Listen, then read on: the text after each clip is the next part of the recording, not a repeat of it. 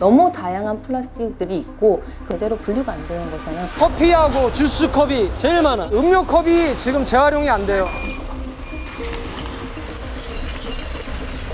이런 문제 인식을 하지 않으면 다 같이 정말 쓰레기 파묻히는 순간이 될 수도 있어요. 나머지는 확인할 기회가 없으니까 다 버리시는 거지. 줄이면서 재활용을 문제를 해결을 해야지 줄이지 않고 재활용이 답이야 라고 생각을 한다면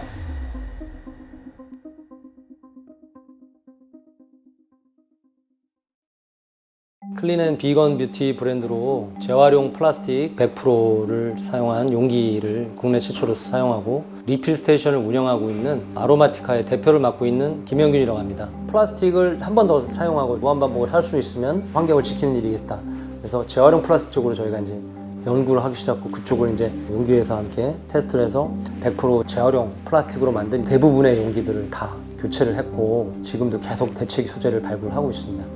껍데기는 가라 알맹이는 오라의 알맹상점 공동대표를 맡고 있는 양내교라고 합니다. 저희 알맹상점은 쓰레기를 줄일 수 있는 공간인데요. 리필 스테이션이라는 공간을 운영을 하고 있어요. 리필 스테이션은 말 그대로 내가 쓰던 이제 용기를 들고 와서 필요한 만큼 물건을 담아가는 건데요. 이걸 하는 이유는 생활 속에서 쓸 수 있는 공산품들, 특히 세제나 샴푸나 바디워시, 스킨케어 같은 제품들은 내가 아무리 줄이려고 해도 줄일 수가 없거든요. 대부분 플라스틱이라든지 유리 아니면 비닐에 담겨 있는 경우가 많이 있죠.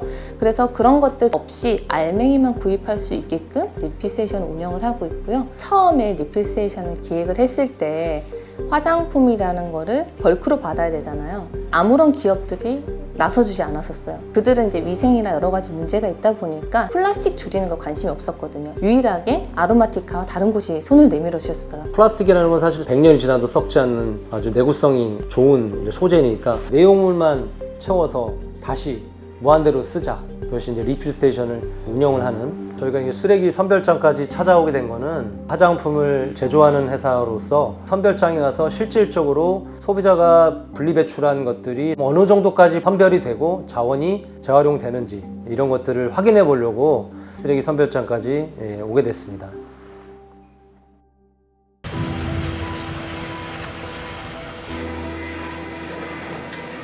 서대문구와 성북구의 일반 주택 쓰레기를 모아온 건데 대부분은 종류별로 분리수거를 해서 수거하지 않으니까 페트라고 따로 모아서 깨끗하게 저렇게 왔는데 집게차를 찝어오니까 혼합이 되고 터지고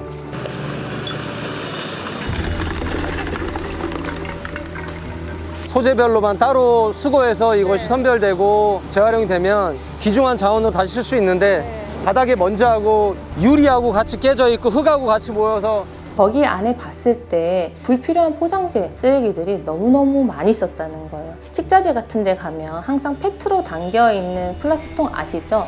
그게 너무 많이 있었고 이런 것들 줄인다면 이런 쓰레기 문제도 조금 해결되지 않을까 하는 생각이 들 정도로 너무 많이 있는 게 충격이었습니다. 이 폐지가 제일 안타깝네요. 이 맞아요. 폐지가 이물질이 많이 섞여 있고 혼합 쓰레기에서 폐지가 섞여 들어와서 이렇게 또 다시 분리 작업을 해야 된다는 게 참 안타까운 것 같습니다. 세척 과정을 한번 더 거쳐야 되는 거죠. 깨끗한 상태에서 물에 불려가지고 다시 이제 크래프트 박스로 만들면 상당히 깨끗한 폐지가 되는데 결국은 손을 거쳐서 라벨을 다시 떼야 되니까 이런 거 참 떼서 버려야 되는 게 소비자의 의무죠. 아로마티카 박스다. 대박. 아로마티카 박스 발견. 그래서 아로마티카 고객은 테이프를 떼셨어. 이 종이 테이프 안 떼도 되는데 굳이 또 떼셨어요. 와, 이런 폐지들만 여기 모여 있으면 훨씬 더 잔류율이 높아지겠죠. 제대로 추적했다. 선별장 건물 안으로 들어왔는데요. 지금 이제 아까 바깥에서 혼합된 쓰레기를 컨베이어 벨트 타고 올라가서 소재별로 아래로 떨어지는. 이러니까 먼지가 엄청나죠. 가장 중요한 심장 파트에 들어왔습니다.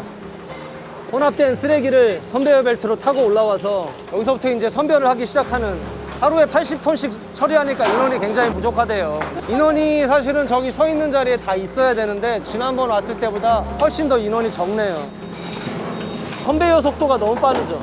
저기 쏟아져 나오는 저 쓰레기들. 일회용 식품용기 PP를 건져내고 있습니다.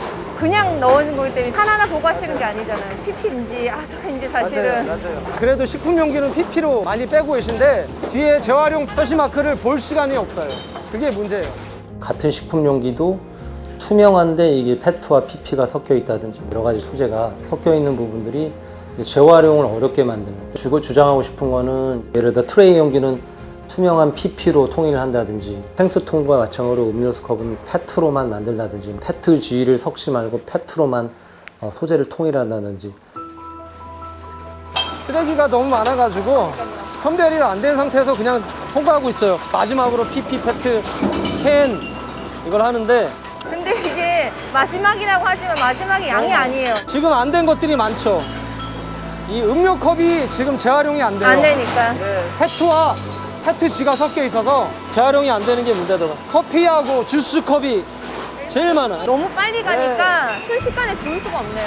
이것도 식품용기인데 이것도 아더죠. 그러니까 저분들이 아시는 거죠. 투명한 게 페트인데 페트에다가 페트 G가 섞여 있는 게 있으니까 이거를 안 하시는 거예요. 생수통만 페트를 굽어내고 나머지는 확인할 기가 없으니까 다 버리시는 거지.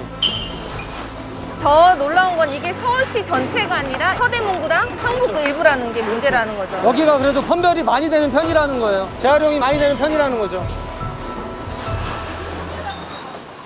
플라스틱이 제대로 재활용이 되기 위해서는 단순화 과정이 필요하거든요. 근데 그 단순화 과정을 하려면은 결국에는 재질부터 개선을 해야지 소비자분들이나 이런 재활용 업체에서 제대로 선별 과정을 할 수가 있어요. 그런데 그렇게 재질이 단일화된 게 없다는 거죠. 너무 다양한 플라스틱들이 있고 그거를 분리하는 과정에서 섞일 수도 있는 거고 제대로 분류가 안 되는 거잖아요. 그런 것들이 문제점이 아닌가라는 생각이 들었습니다. 선별이 안 되니까 교통체증이 일어나는 거예요. 여기 다 쏟아지니까 속도가 느려지는 거예요. 여기가 이제 마지막이죠. 얘네들은 이제 재활용이 안 되는 잔재 쓰레기. 작은 소스통, 양념통, 반찬통, 작은 통은 다 분리한 거죠. 밑에 갈려 안 보이니까. 안 보이니까.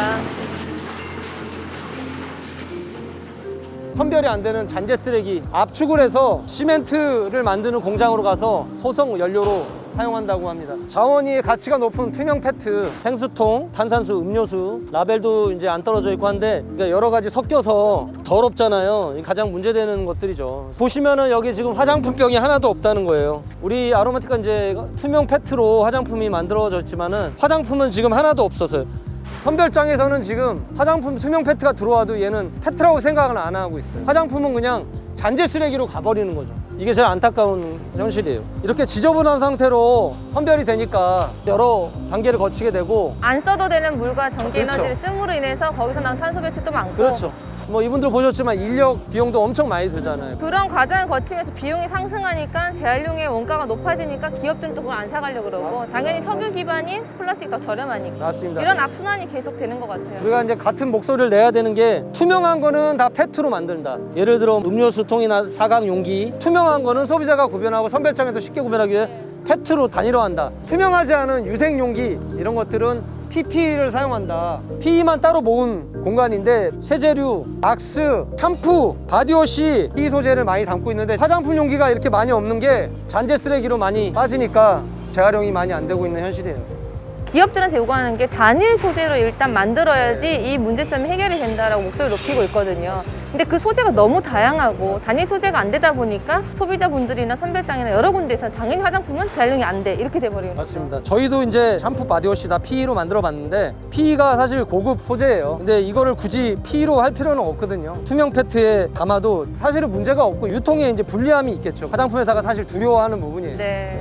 샴푸나 바디워시, 화장품류도 투명 페트에 담아도 큰 문제가 없습니다. 그걸 소비자가 좀 받아들이고 이해시키고 이런 것들이 좀 그런 필요하죠. 문화가 사실은 필요한 것 같아요. 너무 분리가 다양하게 돼 있으면 소비자도 하기가 힘들고 맞습니다. 선별장도 하기가 더 힘든 상황이 되니까 이런 것들이 재활용이 되는 재료라고 하더라도 잔재 쓰레기로 버려지는 거예요. 맞습니다. 맞습니다. 그것이 이제 자원이 재활용 안 된 안타까운 현실이죠.